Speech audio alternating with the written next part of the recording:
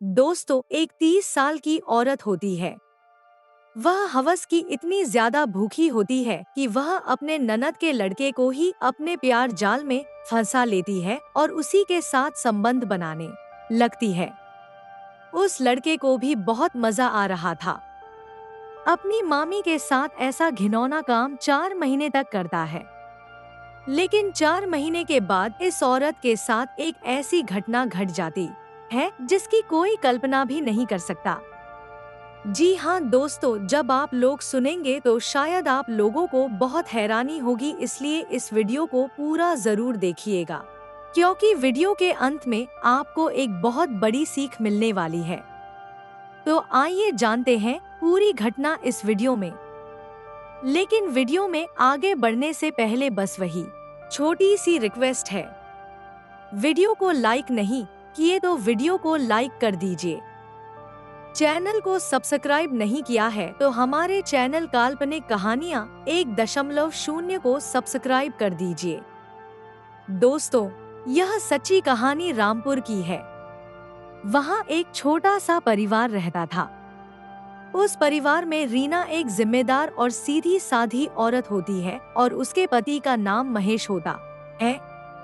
उनका इकलौता बेटा होता है जिसका नाम राहुल होता है। उसकी उम्र 18 साल थी। वह कॉलेज में पढ़ाई करता था। रीना का एक छोटा भाई था, राजेश। राजेश की पत्नी कविता की उम्र 27 साल थी। कविता की शादी राजेश से हुई थी, लेकिन शादी के कुछ ही साल बाद राजेश का एक्सीडेंट में निधन हो गया। राजेश की मौत के बाद कविता की दुनिया सुन हो गई। ससुराल वालों ने कुछ महीने तो साथ रखा, फिर धीरे धीरे सबने मुंह फेर लिया। आखिर में वह अपनी बड़ी ननद राना के घर आकर रहने लगी। कविता ज्यादातर समय सफेद विधवा वाली साड़ी पहनकर चुपचाप बैठी रहती थी। उसके चेहरे की उदासी और आंखों की चुप्पी साफ दिखाती थी कि वह अंदर से बहुत दुखी है। महेश सुबह ऑफिस जाते और देर शाम लौटते। रीना घर के कामों और अपनी पार्टियों में व्यस्त रहती। राहुल अपने कॉलेज और दोस्तों की दुनिया में मगन था। घर में अक्सर दोपहर के वक्त कविता अकेली होती थी। यही अकेलापन उसे अंदर ही अंदर खाए जा रहा था। रात को जब सब सो जाते हैं तो उसे अपनी खाली मांग और सूना बिस्तर काटने को दौड़ता। उसकी उम्र ही क्या थी, उसकी जो शारीरिक जरूरतें पूरी नहीं हो पा रही थी। वह हरदम एक ऐसी सोच में डूबी रहती थी जो उसकी शारीरिक जरूरतों को पूरा करे। तभी उसकी नजरें राहुल पर टिक जाती हैं। राहुल लंबा, स्मार्ट और अपनी ही धुन में रहने वाला लड़का होता है। वह उसे मामी कहकर बुलाता था, लेकिन कविता के लिए वह बस एक जवान लड़का था। जब वह नहाकर गीले बालों में तौलिया लपेटे अपने कमरे से निकलता है तो कविता की धड़कनें तेज हो जाती थी। वह खुद से कहती है, कविता तुझसे हो क्या गया है? यह तेरी ननद का बेटा है। तेरा अपना भांजा ऐसे ख्याल मन में लाना भी बड़ा पाप है। लेकिन मन पर किसका जोर चलता है? वह जितना इस ख्याल से दूर भागने की कोशिश करती, वह ख्याल उतना ही गहरा होता जाता। उसने देखा कि राहुल भी उससे काफी फ्रेंड होकर बात करता था। वह अपनी कॉलेज की बातें, अपनी दोस्तों की बातें सब कुछ उससे शेयर करता था। शायद वह उसमें एक दोस्त देखता था, लेकिन कविता की नजरें कुछ और ही तलाश रही थी। एक दिन दोपहर में बारिश हो रही थी। घर में कोई नहीं था। राहुल कॉलेज से जल्दी आ गया क्योंकि एक क्लास कैंसिल हो गई थी। वह पूरा भीग चुका था। उसने कमरे से आवाज लगाई, मामी एक तौलिया देना। कविता तुरंत तौलिया लेकर उसके कमरे में गई। उस समय राहुल अपनी भीगी हुई टी शर्ट उतार रहा था।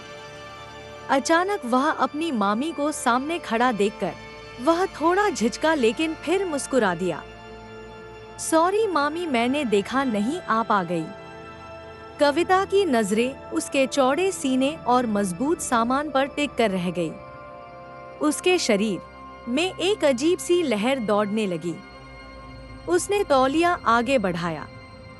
तौलिया देते हुए उसकी उंगलियां जानबूझकर राहुल के गीले हाथ से छू गई। एक पल के लिए दोनों की नजरें मिली। राहुल की आंखों में झिझक थी, लेकिन कविता की आंखों में एक अजीब सी हवस थी। राहुल ने जल्दी से नजरें झुका ली और तौलिया ले ली और उसे बोला, थैंक यू मामी। कविता बिना कुछ कहे कमरे से बाहर आ गई, लेकिन उसका दिल जोर जोर से धड़क रहा था। आज उसने सारी हदों को लांघने का पहला कदम बढ़ा दिया था।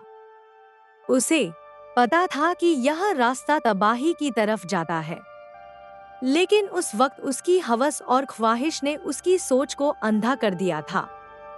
वह बस यह जानती थी कि उसे राहुल चाहिए, किसी भी कीमत पर। उस दिन के बाद कविता के व्यवहार में एक अजीब सा बदलाव आ गया। अब वह राहुल का पहले से भी ज्यादा ध्यान रखने लगी। उसके लिए नाश्ता बनाना, उसके कपड़े प्रेस करना, उसके कॉलेज के असाइनमेंट में मदद करना। वह काम करती जिससे वह राहुल के करीब आ सके। रीना यह सब देखकर खुश होती थी। वह सोचती, अच्छा है, कविता को यह सब करने में मन लग रहा है। लेकिन बेचारी रीना को क्या पता था कि उसकी अपनी ननद उसके बेटे के लिए मन ही मन कुछ और सोच रही है। कविता ने अब मौके बनाने शुरू कर दिए। जब घर में कोई नहीं होता तो वह राहुल से अपने कमरे का बल्ब बदलने को कहती। जब वह स्टूल पर चढ़ता तो वह ठीक उसके पीछे खड़ी हो जाती, इतनी करीब कि राहुल उसकी सांसों को महसूस कर सकता था। राहुल असहज हो जाता, लेकिन कुछ कह नहीं पाता। वह मामी का लिहाज करता था। एक रात घर में सब सो चुके थे। राहुल अपने कमरे में लैपटॉप पर मूवी देख रहा था। अचानक उसके कमरे का दरवाजा धीरे से खुला। कविता अंदर आई। राहुल, अभी तक तुम सोया नहीं? राहुल थोड़ा चौंका और बोला, नहीं मामी, बस यह मूवी खत्म कर रहा था। कविता धीरे धीरे उसके कमरे में आई और बिस्तर के किनारे बैठ गई। इतनी करीब बैठी कि उसकी साड़ी का पल्लू राहुल के पैरों से छू गया। राहुल के पूरे शरीर कांप गया। कविता बोली, मुझे भी दिखाओ। कविता थोड़ी और पास खिसक गई। उसके शरीर के पास जाने से वह भी रात में 18 साल का लड़का था। उसके अंदर भी हार्मोन्स का तूफान चलने लगा। वह समझ रहा था कि यह सब ठीक नहीं है, लेकिन वह खुद को रोक भी नहीं पा रहा था। तभी कविता ने धीरे से अपना हाथ उसके कंधे पर रखा। कविता ने अपना चेहरा ऊपर उठाया। उसकी आंखें राहुल की आंखों में झांक रही थी। तुम समझते हो ना मैं क्या करना चाहती हूँ? और इससे पहले कि राहुल कुछ समझ पाता, कविता ने उसके होठों पर अपने होंठ रखकर अपना कार्यक्रम शुरू कर दी। राहुल का दिमाग शून्य हो गया। कुछ सेकंड के लिए तो वह विरोध भी नहीं कर पाया। फिर उसे होश आया। उसने कविता को धीरे से पीछे धकेला। मामी, यह आप क्या कर रही हैं? यह गलत है। उसकी आवाज कांप रही थी। राहुल, क्या मुझे खुश रहने का हक नहीं है? कविता रोते रोते बोली, लेकिन उस दर्द में कुछ छुपा हुआ राज भी था। राहुल को अपनी मामी पर तरस आ गया। उसने कहा, नहीं मामी, मेरा मतलब वह नहीं था। प्लीज आप रोए मत। कविता ने तुरंत उसका हाथ पकड़ लिया और जोर से दबा दिया। तो फिर मुझे दूर क्यों कर रहे हो? क्या मैं इतनी बुरी हूँ? मैं तो बस थोड़ा सा प्यार, थोड़ी सी खुशी चाहती हूँ। क्या तुम मुझे वह भी नहीं दे सकते? राहुल को अब अजीब लगने लगा। उसकी मामी की यह बातें सुनकर उस रात राहुल के मन में चल रहे सही और गलत के फर्क को मिटा दिया। वह अपनी हवस की भूखी मामी के जाल में पूरी तरह फंस चुका था। वह रात उनकी पहली रात थी। एक ऐसा गुनाह जिसकी नींव आंसुओं और धोखे पर रखी गई थी, और उनके बीच वह सब हुआ जो पति के बीच होता है। अगली सुबह जब राहुल सोकर उठा तो उसे रात की घटना एक बुरे सपने जैसी लगी। उसका सिर भारी था। उसे खुद से घिन आ रही थी। उसने यह क्या कर दिया? अपनी मामी के साथ वह आईने में खुद से नजरें नहीं मिला पा रहा था। नाश्ते की टेबल पर वह कविता से नजरें चुरा रहा था, लेकिन कविता बिल्कुल नॉर्मल थी। वह वैसे ही मुस्कुरा रही थी, वैसे ही सबसे बातें कर रही थी जैसे कुछ हुआ ही ना हो। रीना ने पूछा, क्या बात है राहुल? आज चुप चुप हो। तबीयत ठीक है? हाँ माँ, बस रात को ठीक से नींद नहीं आई। उसने बहाना बनाया। कविता ने धीरे से टेबल के नीचे से उसके पैर को अपने पैर से छुआ। राहुल ने झटके से अपना पैर पीछे खींच लिया। कविता के चेहरे पर एक शरारती मुस्कान आई जिसे किसी और ने नहीं देखा। उस दिन राहुल ने फैसला किया कि वह अब मामी से दूर रहेगा। यह जो हुआ एक गलती थी और वह इसे दोहराएगा नहीं। वह दिन भर दोस्तों के साथ बाहर रहा और देर रात को घर लौटा जब सब सो चुके थे। लेकिन कविता इतनी आसानी से हार मानने वाली नहीं थी। अगले दिन जब राहुल कॉलेज के लिए तैयार हो रहा था, कविता उसके कमरे में आई और बोली, राहुल मुझे तुमसे कुछ बात करनी है। राहुल कहता है, मामी मुझे देर हो रही है। कविता बोलती है, बस 5 मिनट। कविता ने दरवाजा अंदर से बंद कर लिया। राहुल का दिल धड़कने लगा। दरवाजा क्यों बंद किया? डरते क्यों हो राहुल? मैं तुम्हें खा थोड़ी जाऊंगी। कविता की मुस्कान में एक अजीब सी रहस्यमयी चमक थी। वह धीरे धीरे उसकी ओर करीब आ गई। कल रात जो हुआ उसे भूल जाओ, क्योंकि वह तो सिर्फ शुरुआत थी। मुझे सब पता है। राहुल, तुम्हें भी अच्छा लगा था। झूठ मत बोलो। तुम्हारी आंखें सब सच कहती हैं। राहुल का दिल जोर जोर से धड़कने लगा। वह पीछे हटना चाहता था, मगर कविता की पकड़ मजबूत थी। नहीं मामी, यह सही नहीं है। यह तो पाप है। उसकी मामी बोली, प्यार करना पाप है? नहीं होता है राहुल, और मैं तुमसे बहुत प्यार करती हूँ। कविता की आंखों में एक अजीब सा जुनून था। मैं तुम्हें वह हर खुशी दूंगी जो तुमने कभी सोची भी नहीं होगी। बस मेरा साथ दो। कविता की बातें सुन तो राहुल के इरादों को कमजोर कर रहा था। वह एक ऐसे नशे की तरह थी जिसके बारे में वह जानता था कि वह जानलेवा है, लेकिन उसे चखने का मजा भी आ रहा था। और फिर यह सिलसिला शुरू हो गया। वे दोनों छिप छिप कर मिलने लगे। जब भी रीना और महेश घर पर नहीं होते, उनका घर उनका आशिकों का ठिकाना बन जाता था। राहुल को शुरू में जो झिझक और घिन थी, वह धीरे धीरे खत्म होने लगी। उसे भी इस चोरी छिपे वाले रिश्ते में मजा आने लगा था। यह एक एडवेंचर जैसा था जिसमें पकड़े जाने का डर था, लेकिन उतना ही रोमांच भी था। कविता ने उसे दुनिया की हर खुशी दी। वह उसके लिए महंगे गिफ्ट्स लाती, उसे बाइक पर लॉन्ग ड्राइव पर ले जाती। वे दोनों एक कपल की तरह जी रहे थे, बस 4 दीवारों के अंदर। राहुल अब पूरी तरह कविता के कंट्रोल में था। वह जो कहती राहुल करता, उसका पढ़ना लिखना, दोस्त यार सब पीछे छूट गए थे। उसकी दुनिया अब बस कविता के इर्द गिर्द घूमती थी।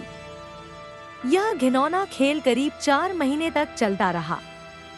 एक दिन जब दोनों कविता के कमरे में थे, तभी बाहर गाड़ी का हॉर्न बजा। सुनीता और रमेश आज जल्दी घर आ गए थे। दोनों के हाथ पैर फूल गए। राहुल ने हड़बड़ी में अपने कपड़े पहने और खिड़की से कूदकर बाहर भागा। उस दिन वह बाल बाल बचे। एक और बार रीना ने कविता की अलमारी से एक शर्ट निकाली जो उसने राहुल के लिए खरीदी थी। तभी रीना उससे पूछी, कविता यह तो जेंट्स का शर्ट है, तू किसके लिए लाए? कविता का चेहरा सफेद पड़ गया। उसने तुरंत बहाना बनाया, अरे दीदी, वह मोहित की आखिरी निशानी में से एक है, बस ऐसे ही निकाल कर रख ली थी। रीना ने यकीन कर लिया, लेकिन कविता और राहुल की जान हलक में आ गई थी। धीरे धीरे राहुल को इस रिश्ते से घुटन होने लगी। कविता का प्यार अब प्यार नहीं, एक जुनून बन चुका था। वह उस पर हक जताने लगी थी। अगर वह किसी दोस्त का फोन उठाता तो वह लड़ने लगती। अगर वह दोस्तों के साथ बाहर जाने का प्लान बनाता तो वह इमोशनल होने लगती थी। राहुल को अब एहसास हो रहा था कि वह एक दलदल में फंस चुका है, जहां से निकल पाना नामुमकिन लग रहा था। वहीं उसे अपनी माँ का मासूम चेहरा याद आने लगता, अपने पापा का अटूट भरोसा याद आता और उसका दिल अपराध बोझ से भारी हो उठता। वह हर हाल में इस रिश्ते को तोड़ देना चाहता था, लेकिन उसमें कविता का सामना करने की हिम्मत नहीं थी। उसे अंदाजा भी नहीं था कि यह 4 महीने का मजाक, यह चोरी छिपे का रोमांच उसकी जिंदगी को ऐसे मोड़ पर ले आएगा जहां से लौटने का कोई रास्ता नहीं होगा। एक ऐसी घटना घटने वाली थी जिसकी कल्पना तक किसी ने नहीं की थी। सब कुछ मानो तूफान आने से पहले की शांति था, और उस तूफान का असली केंद्र खुद कविता थी। 4 महीने बीत चुके थे। राहुल अब इस रिश्ते से पूरी तरह ऊब चुका था। कविता का पागलपन, उसका अधिकार जताने वाला स्वभाव अब उसे किसी जेल की कैद जैसा महसूस होने लगा था। राहुल उससे दूरी बनाने की कोशिश करता, मगर कविता उसे कभी जाने नहीं देती। क्या हुआ है तुम्हें, राहुल, आजकल मुझसे इतनी दूरी क्यों बनाने लगे हो? एक रात कविता ने उसका हाथ पकड़कर अपने कमरे में खींचते हुए सवाल किया। कुछ नहीं मामी, बस एग्जाम आने वाले हैं, पढ़ाई का टेंशन है, राहुल ने बहाना बनाया। कविता ने बोली, झूठ मत बोलो मुझसे, मैं तुम्हारी आंखों में देख सकती हूँ, तुम मुझसे बच रहे हो। कोई और मिल गई है क्या? आप यह कैसी बातें कर रही हैं? राहुल को गुस्सा आ गया। आप भूल रही हैं कि आप मेरी मामी हैं। यह सब जो हम कर रहे हैं, यह गलत है, यह पाप है। मैं इसे और नहीं कर सकता। यह पहली बार था जब राहुल ने खुलकर विरोध किया था। कविता एक पल के लिए सन्न रह गई, फिर उसकी आंखों में आंसू आ गए। अब तुम्हें यह पाप लग रहा है, जब मजा आ रहा था तब पाप नहीं था। उसने रोना शुरू कर दिया। कविता कहती है कि मैंने तुम्हारे लिए क्या कुछ नहीं किया, अपनी पूरी दुनिया तुम पर लुटा दी और तुम मुझे ऐसे छोड़कर चले जाओगे? नहीं राहुल, मैं तुम्हें कहीं नहीं जाने दूंगी, तुम सिर्फ मेरे हो, सिर्फ मेरे। राहुल उसके इमोशन ब्लैकमेल से तंग आ चुका था। प्लीज मामी, मुझे बख्श दीजिए, मैं अपनी जिंदगी बर्बाद नहीं कर सकता। वह कमरे से निकलकर जाने लगा, तभी कविता ने पीछे से कुछ ऐसा कहा जिसने उसके कदमों को वहीं रोक दिया। मैं माँ बनने वाली हूँ। राहुल के पैरों के नीचे से जमीन खिसक गई। उसे लगा जैसे किसी ने उसके कानों में पिघला हुआ शीशा डाल दिया हो। वह पलटा, उसका चेहरा पूरी तरह सफेद पड़ चुका था। यह आप क्या बकवास कर रही है? उसकी आवाज कांप रही थी। मैं बकवास नहीं कर रही, कविता ने अपनी आंखों से आंसू पोंछते हुए कहा। यह सच है, मेरे पेट में तुम्हारा बच्चा है। राहुल का सिर घूमने लगा, उसे चक्कर आ रहे थे। नहीं नहीं, यह नहीं हो सकता, यह झूठ है। आप मुझे रोकने के लिए यह सब कह रही हैं। वो बोली, झूठ नहीं है। कविता ने अपने पास के जांच केंद्र से एक रिपोर्ट निकालकर उसके हाथ में रख दी। यह देखो डॉक्टर की रिपोर्ट, मैं 2 महीने से प्रेग्नेंट हूँ। राहुल ने कांपते हाथों से रिपोर्ट देखी। उस पर कविता का नाम था और नीचे प्रेगनेंसी पॉजिटिव लिखा था। राहुल वहीं सोफे पर धड़ाम से बैठ गया। उसकी दुनिया, उसके सपने, उसका भविष्य सब कुछ एक पल में खत्म हो गया था। यह वह अप्रत्याशित घटना थी। वह तूफान था जिसकी उसने कभी कल्पना भी नहीं की थी। अब क्या होगा? राहुल ने डरी हुई आवाज में पूछा। अब वही होगा जो मैं चाहूंगी। कविता की आवाज में अब आंसू नहीं, एक अजीब सी मजबूती थी। हम यह बात सबको बताएंगे कि हम एक दूसरे से प्यार करते हैं और शादी करना चाहते हैं। पागल हो गई हैं आप? राहुल चीखा। माँ पापा मुझे और आपको दोनों को जान से मार देंगे। समाज में हमारी इज्जत का क्या होगा? दीदी का क्या होगा? वह तो यह सदमा बर्दाश्त ही नहीं कर पाएंगी। अगले कुछ दिन राहुल के लिए नर्क की तरह थे। वह ना कुछ खा पाता ना सो पाता। हर वक्त बस यही डर लगा रहता कि यह बात घर में पता चल गई तो क्या होगा। कविता अब उसे और भी ज्यादा कंट्रोल करने लगी थी। वह उसे धमकी देती कि अगर उसने उसकी बात नहीं मानी तो वह सारी सच्चाई दीदी और जीजाजी को बता देगी। राहुल एक कैदी बन चुका था। वह हर रोज मर रहा था।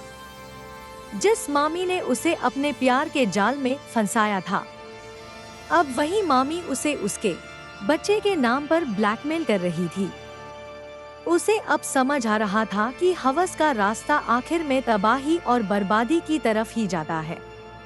लेकिन असली तबाही तो अभी आनी बाकी थी।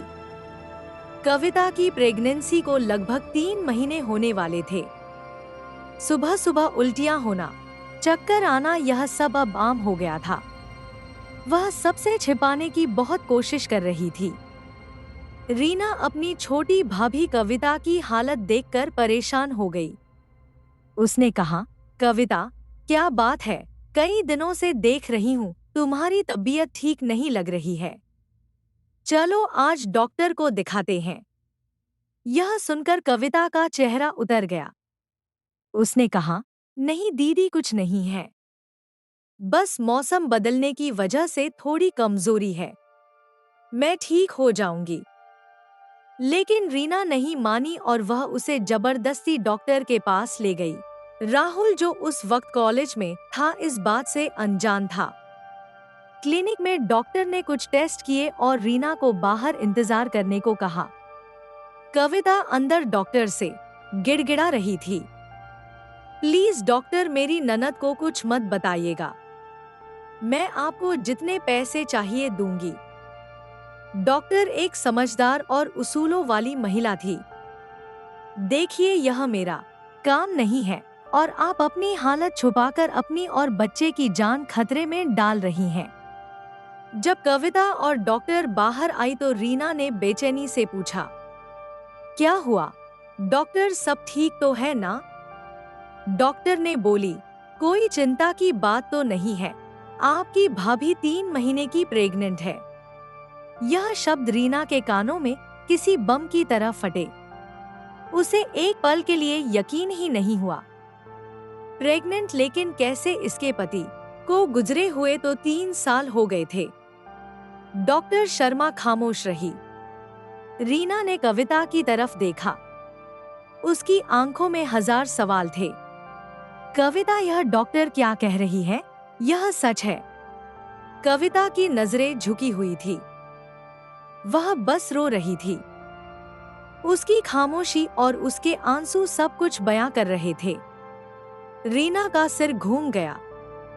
वो वहीं कुर्सी पर बैठ गई। वो बोली, किसका बच्चा है यह? कविता, कौन है वह आदमी? बताओ मुझे। वह चीखी। कविता कुछ नहीं बोली। उस दिन घर का माहौल किसी मातम से कम नहीं था। रीना अपनी भाभी को घसीटते हुए घर लाई। उसने उसे एक कमरे में बंद कर दिया। वह बस एक ही सवाल पूछ रही थी, यह कौन किया है? यह सब पूछते पूछते शाम हो गई। उसके बाद जब महेश जी और राहुल घर आए तो उन्होंने घर में एक अजीब सी खामोशी महसूस की। रीना की आंखें रो रो कर सूज गई थी। महेश ने पूछा, तुम रो क्यों रही हो? और कविता कहाँ है? रीना कुछ नहीं बोली, बस रोती रही। राहुल का दिल किसी अनहोनी की आशंका से बैठ गया। उसे लगा कि सच सामने आ चुका है। महेश जी ने जब रीना को बहुत कुरेदा तो वह फट पड़ी। उसने रोते बिलखते हुए सारी बात बता दी। कविता प्रेग्नेंट है। महेश जी के पैरों तले जमीन खिसक गई। क्या यह कैसे हो सकता है? मुझे नहीं पता। मैं सुबह से पूछ रही हूँ। यह लड़की अपना मुंह ही नहीं खोल रही है। इसने हमारी इज्जत मिट्टी में मिला दी। अब हम किसी को क्या मुंह दिखाएंगे? महेश जी गुस्से में आग बबूला हो गए। वह कविता के कमरे की तरफ बढ़े। मैं आज उससे सब उगलवा कर रहूंगा।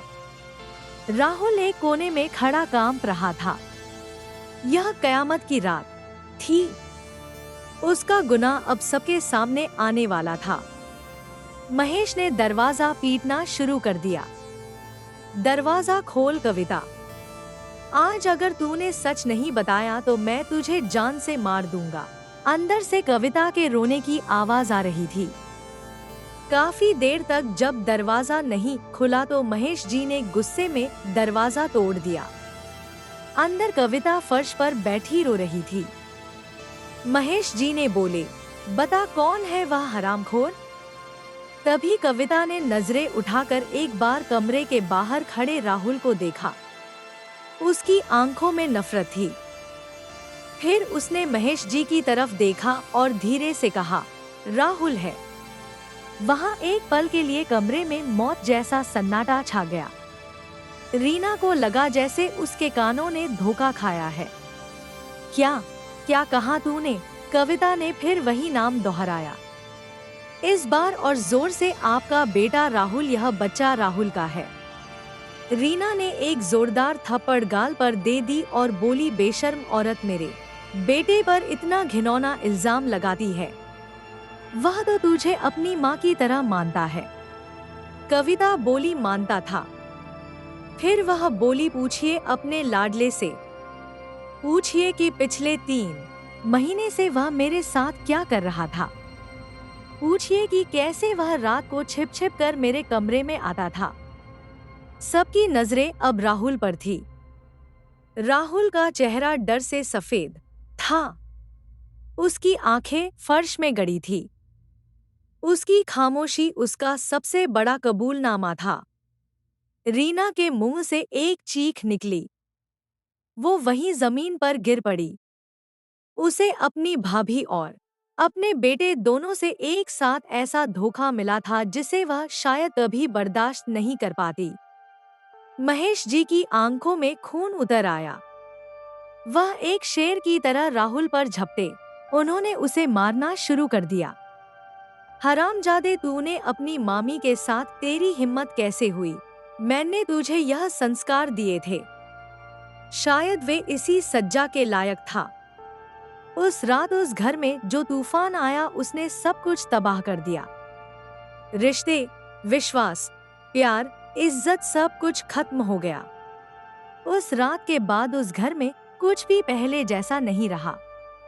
महेश जी ने उसी रात कविता को घर से निकाल दिया।